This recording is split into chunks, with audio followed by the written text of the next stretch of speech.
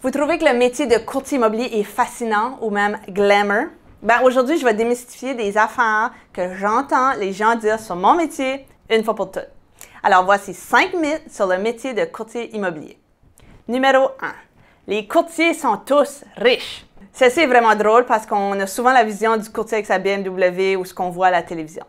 Bien, selon les données les plus récentes de l'Association canadienne de l'immeuble, le revenu moyen d'un courtier immobilier au Québec en 2020 était d'environ 68 000 $. Mais ça, c'est une moyenne. Fait que sur les 15 000 courtiers au Québec, le revenu varie entre un revenu négatif et plus d'1 million de dollars par année.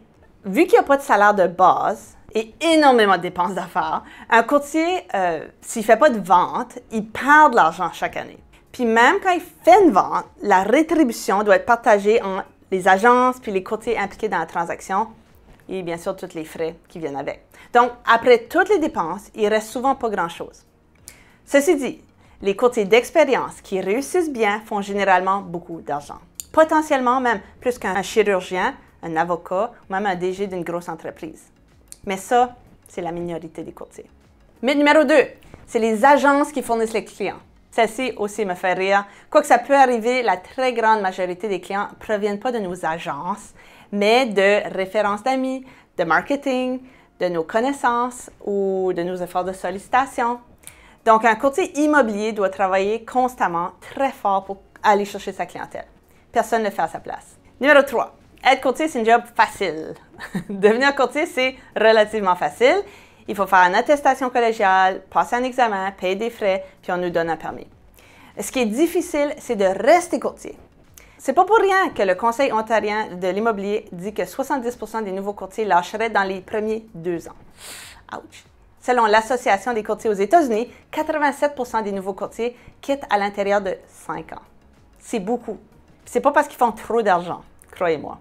C'est souvent parce que l'effort qu'ils doivent mettre ne donne pas de résultats ou les résultats qu'ils y espéraient. C'est beaucoup de stress, de risques, de dépenses sans aucune garantie de revenus.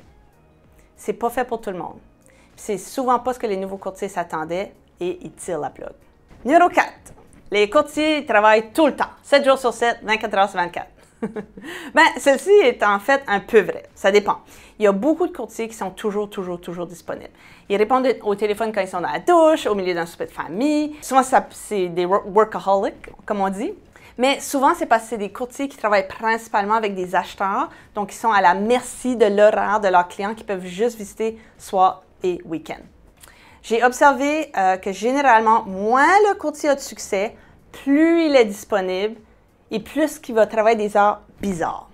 De l'autre côté, plus qu'un courtier a du succès, plus qu'il réussit à mettre des limites sur les heures de travail ou qu'il réussit à déléguer plusieurs tâches. Donc oui, plusieurs courtiers, comme moi, ont appris à bien s'entourer pour pouvoir déléguer plusieurs tâches et travailler des heures un petit peu plus normales.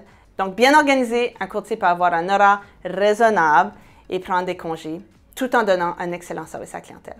OK, mythe numéro 5. Tous les courtiers sont là pour le cash. Je connais beaucoup de courtiers.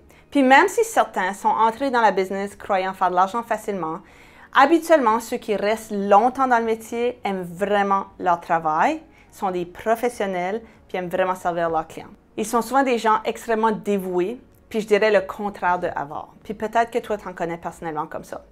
Donc, voici les mythes que je voulais clarifier pour vous. En conclusion, le métier de courtier immobilier, même si ce n'est pas pour tout le monde, peut être un travail passionnant, excitant et même très payant. Il faut aimer les ventes, le marketing, les relations humaines, puis il faut avoir du courage pour trouver des clients, négocier et parfois avoir des conversations très difficiles. Alors, qu'en pensez-vous? Est-ce que c'est un métier qui pourrait vous intéresser? Si oui, contactez-moi.